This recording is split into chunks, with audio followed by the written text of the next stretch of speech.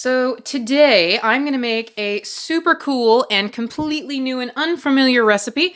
I'm going to make a Colombian bunuelos. If you're familiar with a bunuelo, it's like a donut, but when you make them from Colombia, you get to add cheese to them. How delicious is that? So let's make some Colombian cheese fritters. I had to get a very special ingredient in order to make these because my recipe that I researched calls for something called cassava flour, which is made of a cassava. I've seen other recipes though where you just use cornstarch or cornmeal. For this, I'm going to use cassava. I'm also going to use cornstarch. I am going to use baking powder. I'm going to use sugar. I'm going to use salt. I'm also going to use butter. We'll just dump that in there. I'm going to use an egg. And of course, I'm going to use cheese. Now this is a mix of mozzarella cheese, which is a very mild sort of medium soft cheese, as well as feta cheese because it's salty and hard and crumbles really easily. So we want a mix of mild and salty cheese. Now, with very nice clean hands, I'm going to mix this together and crumble in the butter, like I might with a pastry recipe, until I've got nice big pebbles of dough.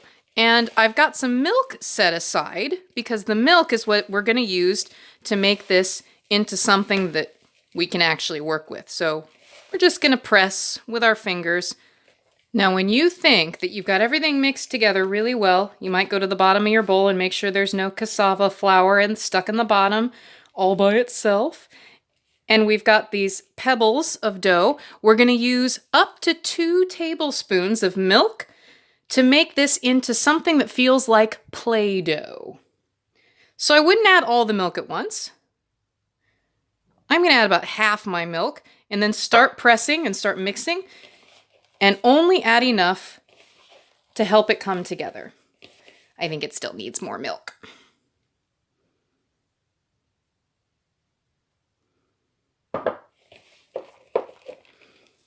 Still a bit crumbly, so I'm going to add the last bit of my milk.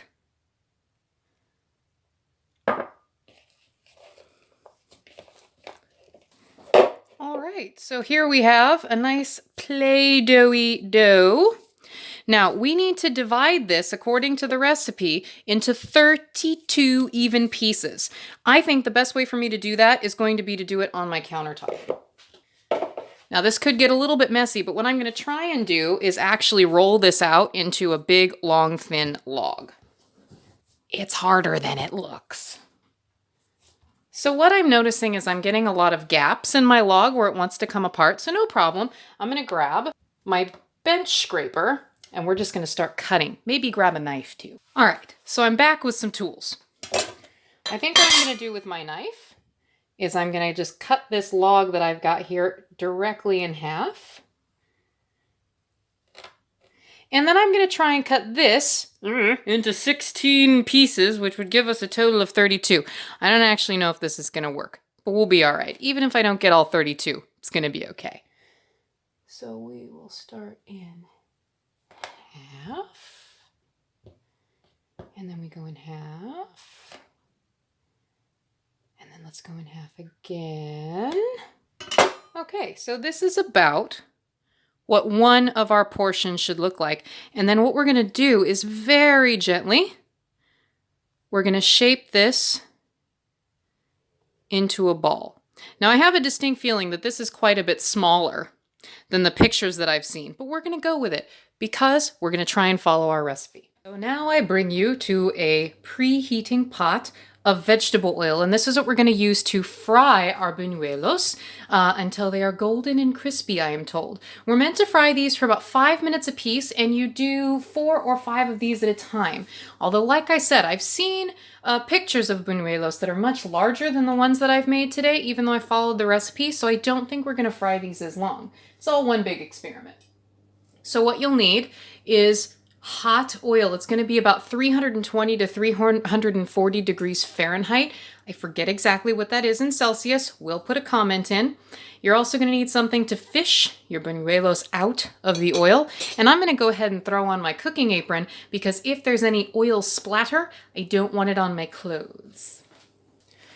Now, I will admit that I'm a little bit unprepared today. I'm a silly pants, and I don't have a thermometer that's going to help me to gauge the temperature of my oil. My best option is to put one of my fritters into the oil, and we'll see what happens. If not a whole lot happens, then the oil still needs to preheat. If something happens, I might be ready to cook.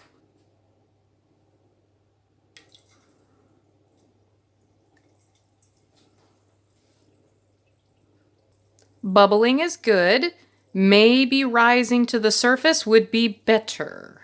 While we wait for the moment of truth, since it is bubbling but still hasn't come to the surface yet, I have prepared a cookie sheet with some paper towels on it so that I can drain my buñuelos when they are done frying. Very important to have that ready for you. I've also preheated my oven to a very cool 50 degrees Celsius so that I can keep my buñuelos warm while each of them cooks. Ooh, he has started to float in about minute 2.5. That's usually a really good sign. We'll just have a quick look at him. So, like I said, it's about 2.5, 3 minutes in. This looks actually quite golden brown. So what I'm going to do is set it aside, let it cool for 30 seconds to a minute, and then cut it open. And if it appears that the fritter has cooked, then I'm going to throw more of them in. Moment of truth successful. We cut open and split, my husband and I, the very first buñuelo, and they are tasty as all get out. So I'm going to go ahead and throw a bunch more in there and get them cooking. Remember to place them gently into the oil. You've got to get your hand quite close down there. You do not want to splatter and burn yourself.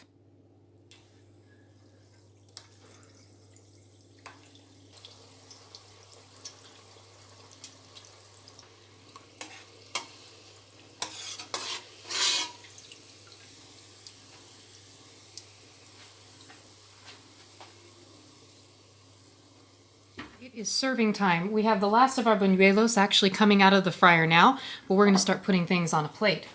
So my serving suggestion for this is going to be with some pulled pork that I made a couple of days ago.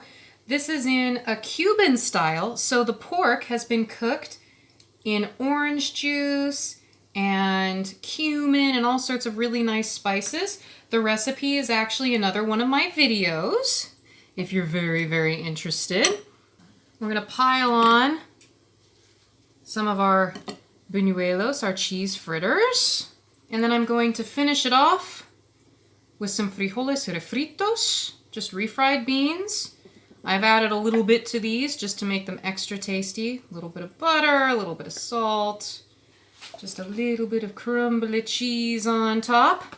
And there we have it. Buñuelos, pulled pork, and frijoles refritos. Enjoy.